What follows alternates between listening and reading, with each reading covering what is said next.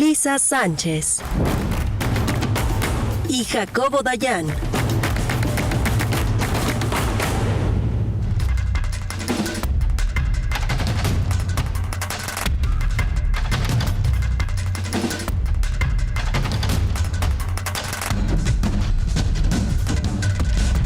Lisa Sánchez Ortega, buenos días y bienvenida, ¿cómo estás? Muy bien, con el gusto de saludarles. ¿Cómo están, Carmen? Igualmente.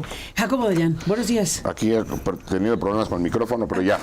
Buenos días, Lisa, Carmen. Gracias a los dos por estar aquí. Bueno, pues proponen con razón detenernos en lo que está diciéndole al mundo Human Rights Watch, esta importante organización internacional que tiene presencia en todo el planeta y que año con año presenta pues el estado de las cosas en materia de derechos humanos y yo diría de democracia, porque en este informe 2025 que recoge todo lo 2024, pues pone énfasis en lo que está viendo en los procesos en las democracias del mundo y coloca a México pues también como un factor importante de preocupación. Entonces estamos en ello. Te propongo iniciar, Lisa Sánchez Ortega. Sí, bueno, a ver, el informe a nivel global analiza la situación de los derechos humanos en muchísimos países. Jacobo ahorita nos cuenta como los principales hallazgos a nivel mundial, pero yo creo que es muy interesante también hacer el zoom a lo que dice el informe con respecto a México. Entonces vamos al revés, te propongo. Vamos. ¿Te parece si va mejor Jacobo Dayan y ahorita regresamos contigo? Órale. Venga. El inicio del informe hace un recuento sobre la situación global de los grandes fenómenos que identifica Human Rights Watch como tendencias mundiales preocupantes o que llaman la atención sobre los hechos ocurridos en 2024 y centra su análisis en tres temas. Uno, y lo pone primero en el informe, la situación de las instituciones democráticas a nivel global. Haciendo referencia, recordemos que 2024 fue el año donde más seres humanos fuimos a votar en la historia de la humanidad. Sí. O sea, la cantidad de países que fuimos a elección... Un maratón electoral. Fue brutal, y lo que identifica Human Rights Watch en cada uno, bueno, como fenómeno global, es un retroceso a pesar de la gran cantidad de elecciones, es decir, aparentemente uno diría el mundo goza de buena salud democrática con tanta elección, pero pues lo que hace, el análisis que hace es de que estas elecciones no necesariamente fueron para fortalecer procesos, gobiernos e instituciones democráticas, sino más bien ve un retroceso global en materia de democracia en el mundo. El segundo tema habla ya de las violaciones a derechos humanos, donde cada vez los gobiernos tienen menos compromiso con la agenda, a pesar de que dicen respaldarla.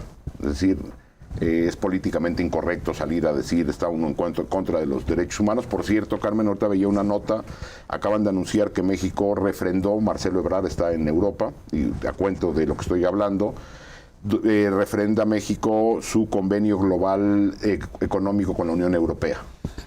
Importante. Llegaron a un acuerdo. Y bueno, pues hay una serie de temas que dicen que sacarán el documento en próximas horas. Ahí incluyen la cláusula democrática. Eso ¿no? es exactamente lo que quería decir. Adelante. Incluye tres temas: cláusula democrática, compromiso con los derechos humanos y con el Estado de Derecho. En el país del 98% de la impunidad, de las violaciones masivas a los derechos humanos y de regresión democrática, México refrenda esto y la Unión Europea hace como que eso no ocurre. Entonces, Human Rights Watch, regresando al informe, identifica un grave retroceso en materia de derechos humanos a nivel global.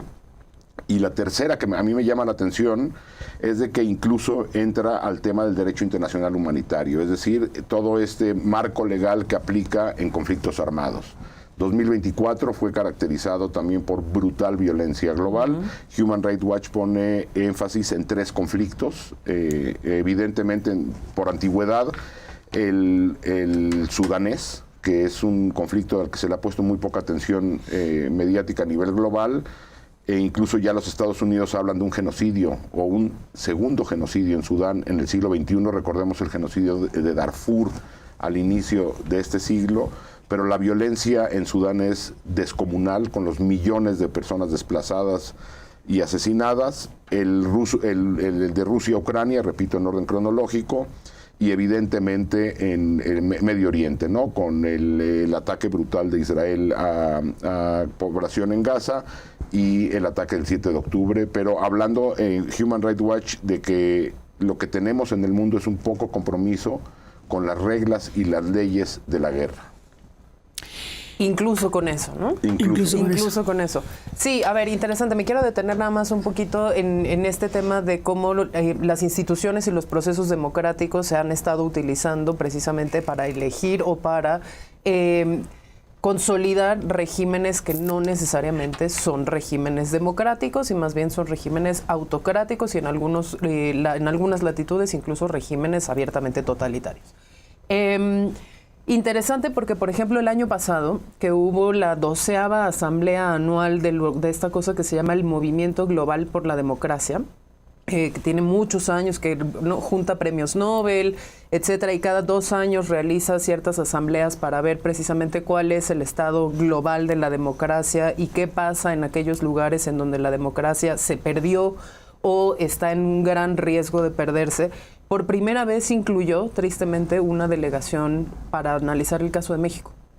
Y esa asamblea que se realizó en Johannesburgo, en Sudáfrica, a finales del año pasado, justamente reconocía que tristemente, ¿no?, en 11 ocasiones anteriores, pues no es que no hubiese riesgos antidemocráticos en México, comportamientos antidemocráticos en México, ¿no?, colusión, corrupción, impunidad, un montón de problemas que hacían que efectivamente el ejercicio de la democracia y de los derechos en México fueran, pues digamos, incompletas, ¿no? Poco asequibles para todas las personas. Pero este año, con todas las reformas constitucionales que se dieron, que son abiertamente regresiones en la construcción de instituciones del periodo de la transición democrática que tenían como objetivo aumentar la transparencia, aumentar la rendición de cuentas, vigilar un poco al poder, transitar hacia mecanismos un poco más expeditos de justicia, etcétera. Se desmantelan, ¿no? Justamente el 2025, y ahorita entramos a los hallazgos específicos de México. Uno de los principales retos del gobierno y de la sociedad mexicana y del país en su conjunto va a ser precisamente cómo funcionar con esta llamada normalidad democrática cuando las instituciones ya no van a tener esa vocación o ese funcionamiento, ni siquiera el mandato ya explícito de serlo. Ahora, a nivel nacional, el informe creo que resalta bastantes cosas, muchas más negativas que positivas, tristemente. Si quieren empezamos rapidísimo por las 2 o 3 cosas positivas que sí hay, para que nuestra audiencia tampoco piense que nomás se trata de reconocer lo malo.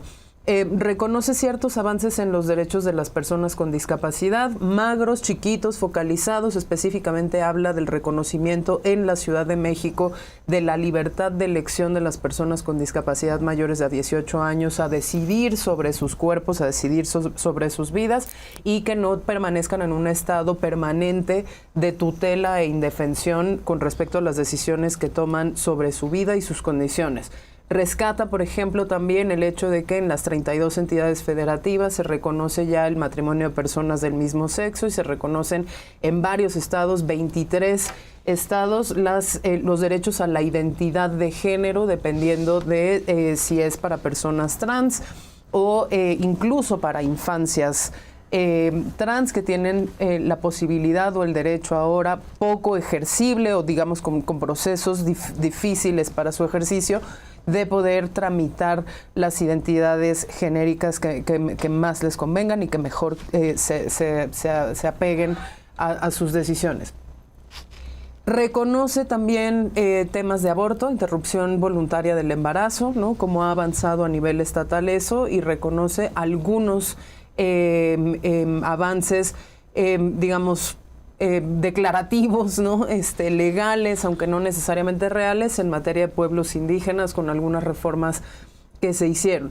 Sin embargo, en todo lo negativo, hace un recuento muy puntual que va desde los temas de acceso e impartición de justicia por la reforma judicial, el mantenimiento de la estrategia de seguridad militarizada, específicamente habla también de detenciones arbitrarias, habla de prisión preventiva oficiosa y cómo las personas en México siguen siendo encarceladas sin ningún tipo de garantía o derecho procesal, habla de desaparición, retrata muy bien, yo creo, ese informe, no solo los hallazgos de los relatores especiales y otros mecanismos de tratados internacionales de derechos humanos, sino los testimonios de las propias familias, ¿no?, que hablaron ya no solo de la desaparición, sino también del asesinato de los defensores y los familiares de personas desaparecidas, que durante la administración de López Obrador pues fue un tema que se negó abiertamente. Entonces hay ahí un montón de hallazgos.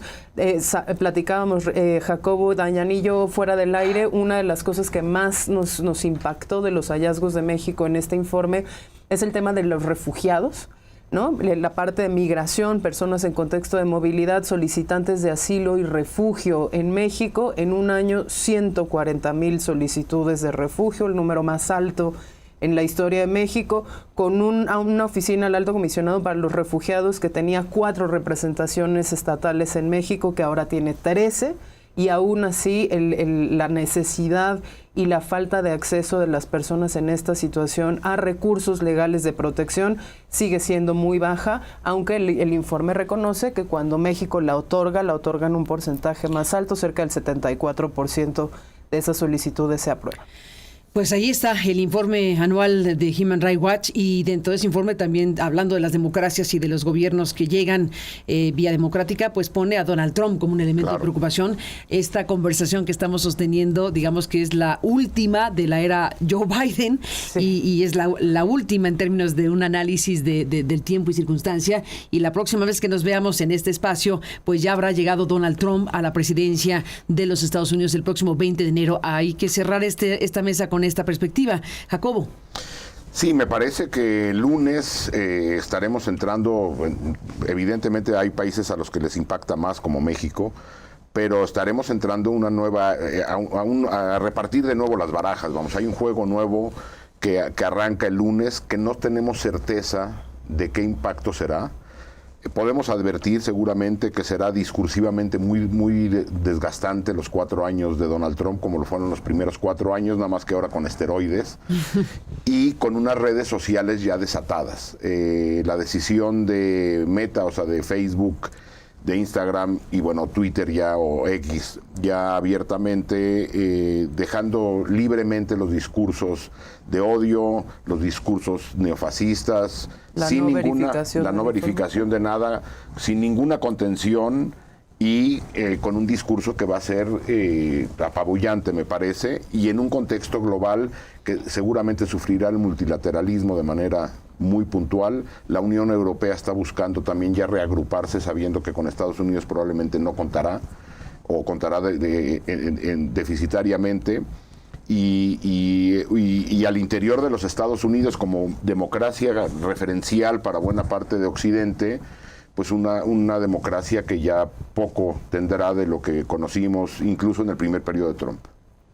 Bueno, yo nada más agregar ahí que el riesgo de Estados Unidos para el caso de la seguridad en México es alto, es altísimo. Vimos la comparecencia de Marco Rubio esta semana, y a pesar de que no afirmó categóricamente que en su país vayan a trabajar pues estos procesos legislativos de declaración de organizaciones terroristas extranjeras a los carteles mexicanos, no negó que eso fuera una posibilidad, y sobre todo hizo un uso narrativo y retórico del término que nos adelanta que esta administración efectivamente lo va a seguir usando como una amenaza y una moneda de cambio si es que no realmente pasan este tipo de cambios. Lo mismo que las autorizaciones para el uso de la fuerza militar con extraterritorialidad, que recordemos en el Congreso que terminó en Estados Unidos hace unas semanas, había al menos 3 iniciativas justamente orientadas a esa autorización de uso de la fuerza militar, a la declaración de organizaciones terroristas y a la ampliación de la ley de defensa para poder dar financiamiento y autorización a las fuerzas militares estadounidenses para intervenir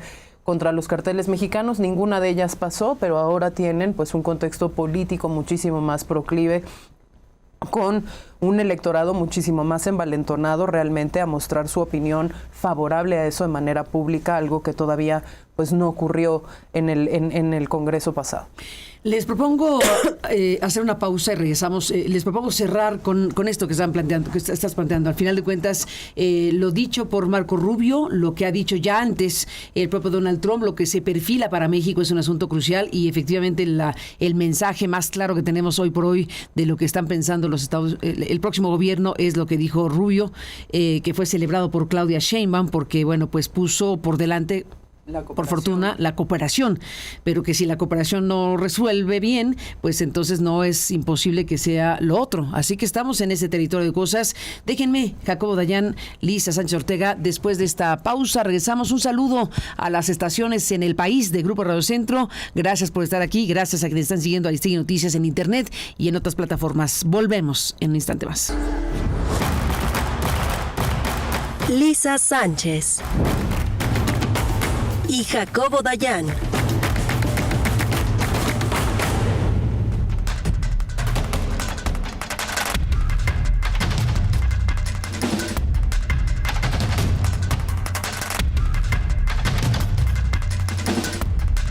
Bueno, regresamos en este momento en el cierre de esta mesa, Jacobo Dayan, Lisa Sánchez Ortega. Ya Lisa analizó el punto y regresamos contigo, Jacobo, porque es importantísimo pues revisar qué hacemos, bueno, qué hacemos en términos de entender o tratar de entender qué viene para México una vez que Donald Trump está a punto de llegar a la Casa Blanca con su equipo, entre los cuales está Marco Rubio, una figura que será muy relevante, dado que será para México y para el mundo, porque será el próximo secretario de Estado, y él ya dijo cosas sobre México muy puntuales en su comparecencia de esta semana. Sí, a mí me preocupa sobremanera, evidentemente estas ansias intervencionistas y en algunos casos como con Groenlandia, Canadá, Panamá ya abiertamente imperialistas, pero sobre México, esta calificación, me parece que necesitamos hacer una reflexión más profunda sobre esta calificación como grupos terroristas del crimen organizado. Más allá de lo que implica para el crimen organizado y para la relación México-Estados Unidos, tiene impactos para muchos sectores sociales que no están vinculados con el crimen organizado. Es decir, el crimen organizado opera, pero si opera vinculado con otras instancias del Estado, que no necesariamente son parte del crimen organizado, por ejemplo, con instituciones financieras, con empresas que se dedican a la construcción, que sabiéndolo o no sabiéndolo, colaboran con el crimen organizado, y otros sectores sociales que también mantienen diálogos con el crimen organizado, particularmente, por ejemplo, las madres buscadoras, que en algunas regiones para hacer búsqueda hay que conseguir, entre comillas, la autorización del crimen organizado. Cualquier institución o persona que colabore con alguien que en teoría es o está catalogado como una organización terrorista por los Estados Unidos, es cómplice de eso. Entonces, las implicaciones para sectores económicos formales, incluso los diálogos que mantienen, todo mundo sabemos que hay diálogos entre presidentes municipales, gobernadores, funcionarios públicos, fuerzas armadas con grupos del crimen organizado. Bueno, eso sería considerado bajo esta óptica de los Estados Unidos como gente que colabora con actividades o grupos que realizan actividades terroristas. Eso pondría al sector social mexicano y político en un jaque muy extraño. Además es la inversión de la carga de la prueba, porque esa legislación del material support, de quien ha dado apoyo material a organizaciones que están catalogadas como organizaciones terroristas extranjeras, en realidad lo que te pide no es probar en positivo, es decir, no te preguntan, ¿usted sí colaboró con el cártel de Sinaloa?, sino que te preguntan, demuéstreme que usted no colaboró con el cártel de Sinaloa, y entonces la inversión de la prueba de que tú le tienes que demostrar a la autoridad que no colaboraste con ninguna de estas organizaciones en ninguna parte de una cadena productiva, en ninguna parte de una administración de un gobierno, etcétera, es sumamente difícil porque la autoridad, uno, no te lo tiene que probar a ti, pero además cuando te lo preguntan, no te lo preguntan positivo, te lo pregunta es la doble negación de que hace muy difícil realmente. ¿Cómo la doble negación? Sí, o sea, es como... ¿Cómo te preguntan? tú tienes nexos con el cártel de Sinaloa y tú dices, no, moving on. No, aquí te dicen, usted demuéstreme que no tiene nexos con el cártel de Sinaloa. Y entonces, ¿cómo tienes que guardar tú un montón de evidencia para decir, en ninguna de mis actividades diarias he colaborado con ellos? No, está de locos. Entonces, es sumamente difícil y digamos, es un gran cuello de botella para muchas cosas, la cooperación para el desarrollo, la economía, etcétera, y aplica además de los dos lados. Aplica también en Estados Unidos y aplica de este lado. Una de las cosas, pues digamos, como riesgosas de eso, ya lo abordaste, pero la otra también, que me parece que es interesante y con eso podemos cerrar, es que las famosas autorizaciones del uso de la fuerza militar no necesariamente requieren de una aprobación por el Congreso. Es decir, en teoría, toda intervención de más de 60 días de la fuerza militar gringa tendría que tener una declaración de guerra o una autorización del uso de la fuerza militar que pasa por el Congreso. Sin embargo, ¿no?, los expertos de Estados Unidos nos estaban comentando a nosotros como organización que una de las cosas que ha pasado es que la doctrina de la propia Suprema Corte de Justicia estadounidense le ha dado el beneficio y la deferencia a los presidentes norteamericanos, demócratas y republicanos, de interpretar de manera maximalista la Constitución norteamericana y por lo tanto las capacidades que ellos como titulares del Ejecutivo tienen de autorizar ese uso de la fuerza militar y quizás autorizarla primero y después construir efectivamente la justificación del riesgo, la inminencia de una afectación a la seguridad de los Estados Unidos, que es, digamos, como la razón que habilitaría, ¿no?, este tipo de intervenciones. Entonces, no va a ser un mundo como el que conocemos a partir de lunes. Interesante, porque además tú hablabas de multilateralismo, Jacobo, hace unos minutos. Este año empieza formalmente ya la negociación entre bambalinas para la renovación del secretario general de Naciones Unidas. Y va a ser un año de mucha negociación en el ámbito multilateral para saber cómo llegamos a ese 2026 para la renovación de esos liderazgos, y con un Estados Unidos sin creer en el ámbito multilateral y con una Europa contra las cuerdas, va a ser, yo creo, pues un año bastante difícil. Pues sí, y bueno, nada más haciendo un comentario de algo que ocurrió ayer, pues, hubo una reunión hablando de multilateralismo en Ginebra, de una reunión global de desaparición forzada. De desaparición forzada. Congreso Mundial. Un Congreso Mundial sobre fuerte, desaparición. Sí. Ayer terminó. Nada más mencionar lo que hicieron un número importante de colectivos de madres buscadoras o de familiares de buscadores y algunas organizaciones que acompañan a las madres, es llevar ante la incapacidad de dialogar ya con el gobierno mexicano, es decir, van 100 días de la nueva administración. Sabemos que en 6 años el gobierno de López Obrador no se reunió más que en una ocasión, iniciando el sexenio, con el movimiento por nuestros desaparecidos, y en 100 días, pues como dice la misma Claudia Sheinbaum, lo que no se menciona no existe. Pues en su informe y en lo que ha hecho en las políticas de estos 100 días no aparecen los desaparecidos, ni siquiera discursivamente, en un entorno donde crecen las desapariciones. En este sexenio, en los 100 días ya vamos en tendencias más altas que lo que veníamos antes. Las madres buscadoras y los colectivos... Según el padrón oficial. Según el Registro Nacional de Personas Desaparecidas. Que a su vez está bastante discutible, ¿no? Que es absolutamente... Porque no se actualiza, no porque no sea lo que está ahí, sino porque no está actualizado. Correcto. Entonces, aún con esas cifras no actualizadas por los estados de la República que deberían hacerlo, y las fiscalías... Es correcto. El fenómeno crece. La impunidad sigue siendo prácticamente absoluta. Entonces, un número importante de colectivos decidieron ir a Ginebra a decir, hemos agotado ya todas las instancias posibles en México de diálogo para intentar implementar la ley de desaparición forzada de 2017. Es una ley que ya tiene 7 años, va para 8. Y lo que están solicitando en Ginebra es que la ONU cree un mecanismo extraordinario de identificación y de búsqueda de personas desaparecidas en México, igual que el que se implementa ahora en Siria. Con Carla Quintana. Con Carla Quintana, nada más. Vean lo paradójico. Lo paradójico. Carla Quintana, quien fuera la responsable de la Comisión Nacional de Víctima, que salió... De búsqueda, que salió de ese cargo, pues en medio de una discusión abierta sobre si había o no la intención de modificar indebidamente el propio Registro Nacional de Desapariciones. Se llegó a decir desaparecer a los desaparecidos de una manera metafórica. Y ahora está así. Y ahora Carla fue nombrada por ¿Por la Naciones Unidas como encargada de la misión de búsqueda de personas desaparecidas en Siria.